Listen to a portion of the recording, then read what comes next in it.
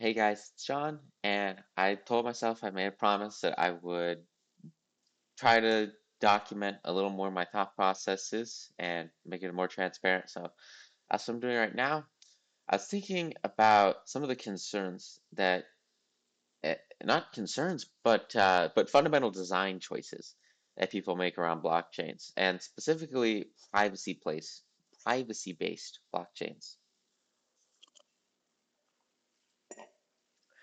I fundamentally, as I sort of initially maybe set up in the last video, disagree with privacy-based blockchains in the sense that I wholeheartedly believe that these technologies go against what I view as Nakamoto's vision for what a blockchain is, in the sense that it's a clay tablet up in the sky, a giant ledger that anyone can view, and a system that solves the fundamental problems inherent in our current opaque financial system. Now, some individuals look at a giant clay tablet up in the sky and think that there are challenges with it because you can see everything, which is completely true. So they build these systems that obfuscate what happens, that make it impossible to see who's moving money or who's moving assets, whatever, from A to B. When it happens, makes it impossible to reference that transaction and prefaces instead opaque privacy in air quotes, because some of these, there's some cases where the privacy is based on cryptography, right? That's true for everything. And some of these big names in the space, the privacy, it doesn't work if a couple of central actors fail or some keys get compromised or XYZ happens in a number of protocols. And the privacy itself is even subject. I mean, there's a humongous US federal government bounty for anybody that can break the encryption of Monero. And if we all assume that we're building long-term solutions and in the long term there will be quantum computing, then there's no encryption that we can use that will solve any privacy concerns. It, it just, there will always, in the long term, be a quantum solution that will decrypt all this info, or there'll be some other hack, or there'll be, not hack, but there will be a means to figure out what happened here. Because at the end of the day, if it's a blockchain, it needs a permanent record of what happened. Whether that's on chain or off chain, fine, we can have conversations about it, but there's always going to be one way or another to get a complete history of everything that happened, or else how you insert a new node into the network. Unless you're just basing it off of present state, but then that requires trust that at no point ever in the entire history of the chain has there been a breach where there was only a few validators and they maybe changed a couple of numbers. And that's not sustainable. That's not trustless trust. That's not proof of history. It's centralization. It's believing a couple of people that, I mean, even if it's, say these chains have, they lose popularity for one reason or another, and some of the validators, they change something. There's five validators when there used to be 5,000, but now there's only five, and they all collude and say, we're going to change such and such.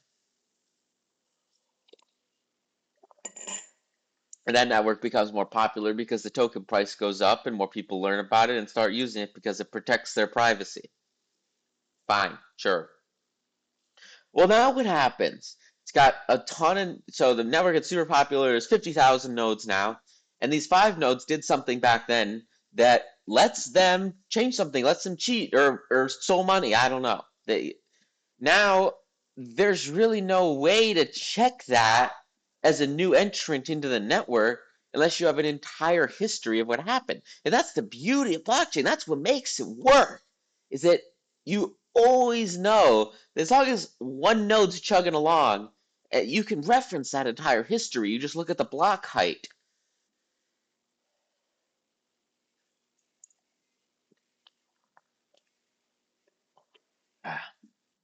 And so when you obfuscate that, when you make it so that you can't verify that full history, or you can do it, but it's on a zero knowledge basis, unless you have ungodly documentation on how that stays decentralized. I just don't see I just don't see, that's just not possible. I just don't think that's possible with the technology that exists today.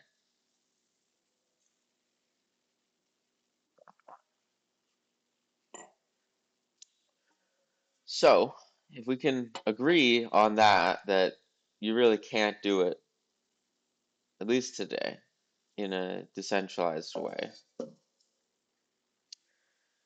Um, then for me the question becomes, well, why are we concerned about privacy?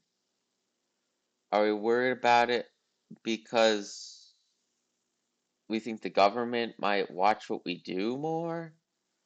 Are we worried about it because the government doesn't have financial policies that align with our views of an open system for everyone? Do we do it because, maybe by no fault of the government, but in its own sense, we are concerned about our safety? Let me make very clear that the systems today are entirely under the purview of the government. All fiats are basically government licenses to operate an Excel spreadsheet in a very simplified manner.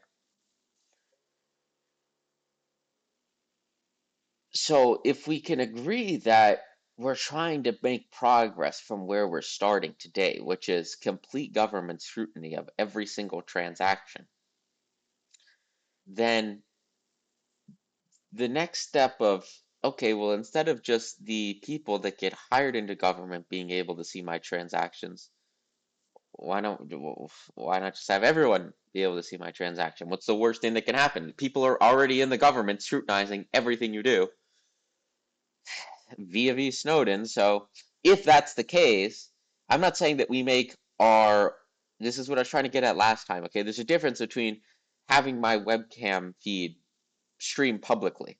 There's a difference between walking outside naked. There's a difference between having every single keystroke I put into my keyboard be public. It's just, that's stupid, okay? There's no way to have any kind, and that's the kind of things that we would expect are private, that we would assume are in our own hands, that we would never voluntarily hand over to anyone.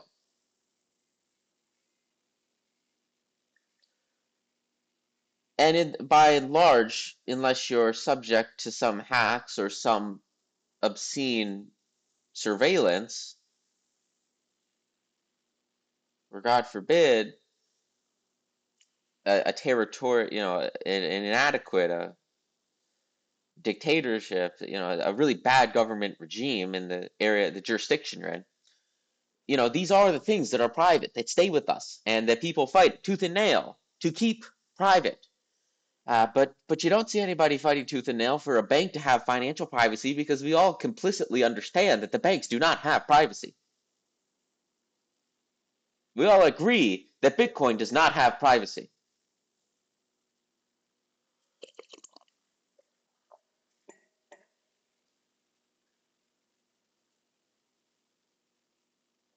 And to a certain extent, we all understand that generalized web traffic isn't even private.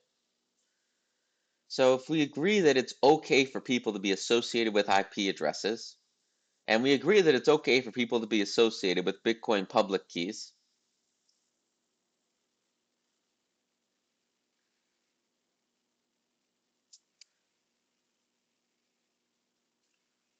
I'm not saying we associate someone's daily life to a public key, but their transaction history, why not?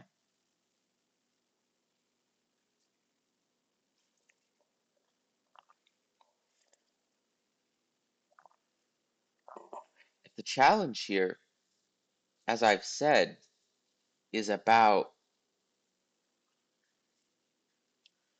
what the government does with our financial information, how they manage policies like the OFACs of the world that, exclude people from our financial system, or our own safety. Well, those all sound like problems with, like, challenges with government. They are fundamentally not about the financial system, but about our government. And here's the cool thing, we can change our government, but a financial system needs to be set in stone, or have you can change the financial system, but like, we have to all sort of agree on the financial system. And it's the same thing with government, but these are problems not with the financial system, but with government. So don't say the financial system needs to solve these problems, because the financial system, I do not think, can solve these problems. The only one that can solve these challenges of the oversight,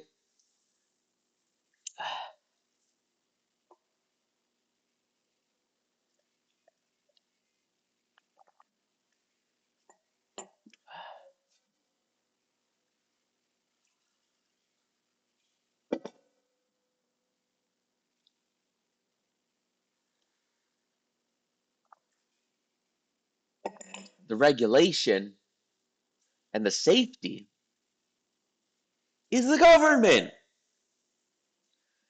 These are fundamentally social challenges that technology itself cannot solve.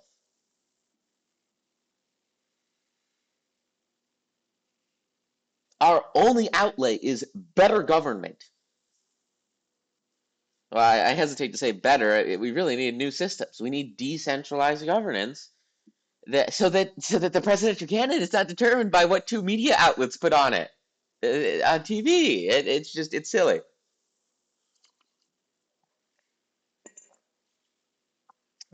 So, just, yeah, wanted to get that down. I think it's really important.